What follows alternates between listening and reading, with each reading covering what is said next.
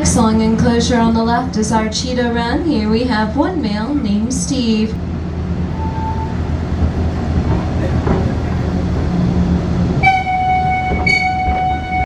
Should the horn ever get damaged, it can and will regrow. Now the ostrich obviously cannot fly, but they can run at speeds of up to 40 miles per hour. We can tell that Jack is a male ostrich by his black and white feathers. The Democratic Republic of Congo.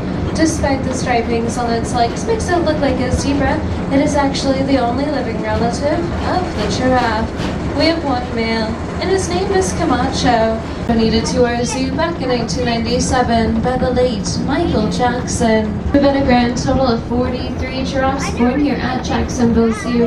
We currently have 3 males. Their names are Dixon, Duke Jr., and Izzy. The building coming up with all the piping on the back is our Lost Temple, home to reptiles, amphibians, and much more.